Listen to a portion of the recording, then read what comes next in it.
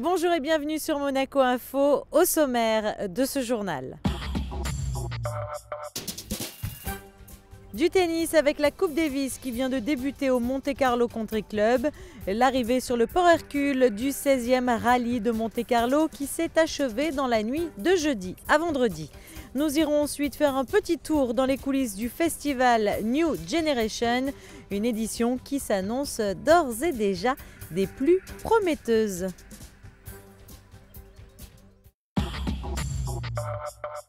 Pour les amateurs de la balle jaune, la Coupe Davis vient de débuter au Monte Carlo Country Club. Les deux premiers simples ont eu lieu ce vendredi. Retour sur cette journée avec Frédéric Elion. Un point partout, voilà le verdict de cette première journée de Coupe Davis au Monte Carlo Country Club. Tout commence idéalement pour Monaco. Benjamin Balleret a montré la voie en début d'après-midi en dominant Dimitris Zirmont en 4-7, 6-7, 6-1, 6-3, 6-3. La première manche est indécise et les deux joueurs ont du mal à conserver leur mise en jeu. 5 breaks au total dans ce set qui se jouera au tie-break. Balleret prend le meilleur départ en menant 4-0 dans le jeu décisif avant que Zirmont, plus agressif, ne renverse la vapeur et l'emporte sur une belle attaque de coup droit. Première manche. La deuxième manche est à sens unique, Balleret joue mieux les points importants et profite des fautes directes du Biélorusse pour se détacher rapidement 4-0. Le Monégasque s'appuie sur une bonne première balle pour conclure 6 jeux à 1. Deuxième manche, Monaco. Dans le troisième set, Zirmont réduit son nombre de fautes directes, le set est plus accroché et Balleret break au fameux 7e jeu sur une faute en revers du Biélorusse. Plus régulier que son adversaire et plus solide sur sa mise en jeu, le Monégasque remporte le troisième set, 6-3 sur un smash dans les bâches de Zirmont. Même score dans la quatrième manche, belle performance de Benjamin Balleret qui l'emporte en 4-7 et apporte le premier point à Monaco. Il le fallait, on va dire que c'était le match le plus abordable des 5 matchs. Donc c'est celui qu'il fallait gagner absolument, donc c'est fait, je suis content. C'était pas facile parce que c'est un bon joueur qui joue vite, à plat, il laisse pas le temps de jouer. Donc, surtout après la perte du premier en ayant eu 2 balles de 7, en ayant servi pour le 7. Ça a été dur, mais bon, je suis content et maintenant il faut que Jean-René fasse un gros match pour voilà, à 2-0. Ce ne sera pas fait, mais bon, on verra. On espère que j'irai faire un bon match. Et pas d'exploit pour Jean-René Lisnard dans le second match. Le Monégasque s'incline en 3 manches, 6-4, 6-4, 6-0 contre Vladimir Ignatic, vainqueur de Roland Garros Junior en 2007. Le double s'annonce comme souvent décisif. Couillard et Auger seront opposés à Mirny et Vassilevski. Match samedi à 13h. Nous l'avons suivi cette semaine, le 16e rallye Monte Carlo historique s'est terminé dans la nuit de jeudi à vendredi avec une arrivée sur le port Hercule. Frédéric Elion était sur place, voyez son reportage. Une Alpine qui triomphe sur le Monte Carlo, n'avait plus vu ça depuis 1973. 40 ans après Jean-Claude Andruet en championnat du monde des rallyes, Gérard Brianti du team Barbageois a remporté dans la nuit de jeudi à vendredi le 16e rallye Monte Carlo historique. Associé à Sébastien Scholl, le pilote monégasque a devancé Jean-Pierre Coppola et Fabio Babini.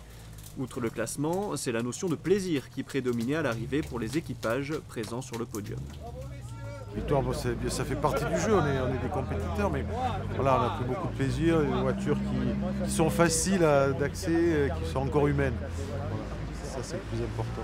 On avait créé un team aussi, et tout le team a porté les couleurs de la fondation. C'est un message, hein, Frédéric adorait le sport automobile. Ben, cette victoire, on l'a déduit, on l'a déduit. Il nous a aidés, il nous a regardés certainement.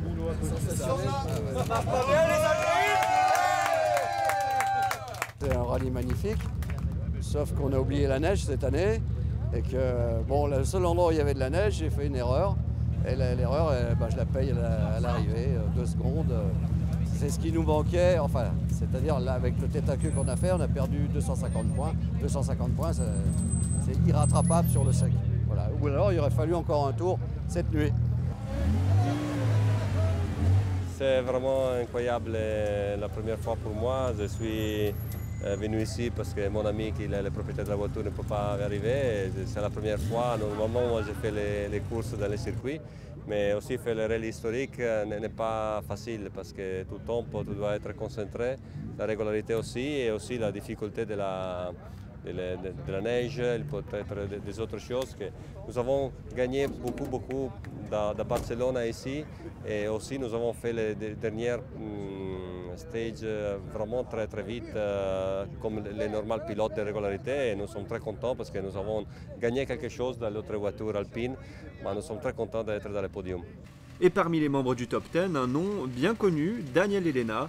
Le Monégasque avait délaissé son rôle de copilote pour celui de pilote, et cela a plutôt bien fonctionné. On va dire très bien, moins bien qu'en WRC parce que là on finit 7e, mais et premier de notre catégorie, donc pour une première, non, super content. On espérait rentrer dans les 100 premiers, mais pas dans les 10, donc super heureux. On s'est amusé comme des petits fous, je pense qu'il y a des chances qu'on soit là l'année prochaine. Au total, 222 équipages ont rallié l'arrivée sur le port après 15 spéciales. Rendez-vous l'an prochain pour la 17e édition du rallye Monte-Carlo historique.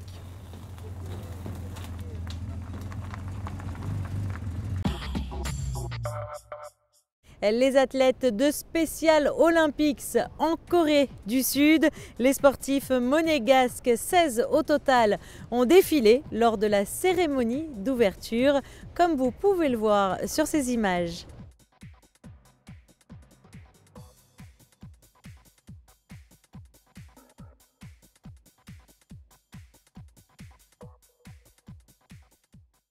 La deuxième édition de New Generation, les 2 et 3 février prochains, sous le chapiteau de Fontvieille. Les jeunes artistes se préparent pour assurer le show. Nous les avons suivis en pleine répétition. Après les grands autours de la nouvelle lignée, les jeunes artistes du festival New Generation se préparent sous le chapiteau de Fontvieille, sous les yeux de leur présidente Pauline Ducruet et de la présidente d'honneur, sa maman, la princesse Stéphanie. Les jeunes talents répètent leur numéro avec acharnement pour présenter au public un spectacle exceptionnel. Il y a plein de jeunes artistes qui font des choses de grands, on va dire, qu'on a l'habitude de voir donc au grand festival. On a notamment une jeune fille de 18 ans qui fait les fauves, donc elle est en cage avec 7 fauves. Et on a les jeunes trapézistes aussi, qui sont les plus jeunes au monde à faire du trapèze.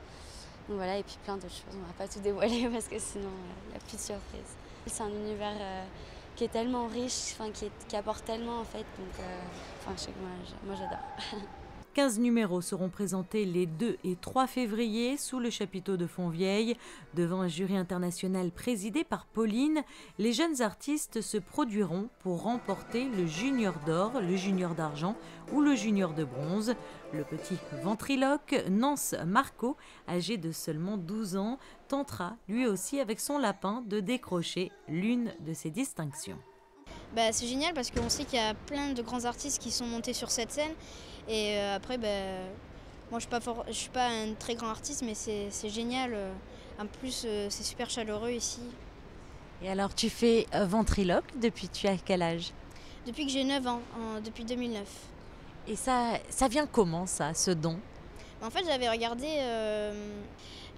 La France un incroyable talent. Et dedans, il y avait un ventriloque. Et j'avais adoré ce qu'il avait fait. Et du coup, j'ai essayé de faire comme lui. Au bout d'une semaine, j'y suis arrivée. Équilibristes, acrobates, clowns, magiciens et dresseurs d'animaux, tous se sont donné rendez-vous pour cette prestigieuse manifestation qui réunit pour la seconde fois en principauté les meilleurs jeunes talents du monde du cirque. Salut Monaco Info, j'espère que ce programme vous plaira. Ciao! Le 23 décembre dernier, le traditionnel bain de Noël a rassemblé de nombreux courageux sur la plage du Larvoto. Une centaine de personnes s'étaient jetées à l'eau pour la bonne cause. Les dons récoltés lors de cet événement ont été remis à l'association Écoute Cancer Réconfort ce jeudi. Au nom des amis du bain de Noël de Monaco, Madame la Présidente, je vous remets un chèque pour votre association Écoute Cancer Réconfort Je crois que vous venez de fêter vos 20 ans. Donc c'est un cadeau d'anniversaire. 1 680 €, c'est ce qu'a rapporté la 8e édition de la baignade organisée par l'association Les Amis du Bain de Noël sur la plage du Larvoto. Cette année, les dons étaient destinés à l'association Écoute Cancer Réconfort. Un coup de pouce pour l'association qui a pour but d'apporter de l'aide et du réconfort aux personnes qui ont été ou sont atteintes du cancer. Nous sommes très heureuses d'abord, nous remercions l'association des Bains de Noël et nous allons profiter pour mettre pour les personnes qui viennent nous rendre visite à l'espace mieux-être, qui sont atteintes de cancer, pour leur faire bénéficier de soins de support tels que le tai chi, la gymnastique, la psychologue. Et ça nous permet de poursuivre notre mission. Elle a deux missions principales. Il y a la visite par les bénévoles à l'hôpital de jour aux patients atteints de cancer pendant leur traitement de chimiothérapie. Ça, il y a à peu près une vingtaine de bénévoles qui, tous les matins, en binôme. Ça, c'est une grande mission aussi. Et ensuite, l'espace mieux-être que nous recevons après les personnes qui sont en cours de chimio ou en rémission, qui viennent nous rendre visite pour retrouver un quotidien plus apaisé, plus rasséréné. Il est à présent l'heure de passer à la météo. Samedi, le temps sera plus frais, beaucoup de vent, soufflant en rafale. Le ciel sera très changeant, se partageant entre nuages et éclaircies. Des averses ponctueront cette journée. Dimanche, rétablissement d'un temps sec, mais confirmation du rafraîchissement avec de larges apparitions ensoleillées. Lundi, du soleil et quelques nuages avec une remontée sensible des températures en cours de journée. Mardi, pas de changement côté temps. Ce journal est à présent terminé. Merci de l'avoir suivi. Dans un instant, nous vous emmenons en Papouasie-Nouvelle-Guinée où s'est rendu le prince souverain pour assister aux recherches scientifiques menées dans le cadre de l'opération La Planète Revisitée. Au revoir.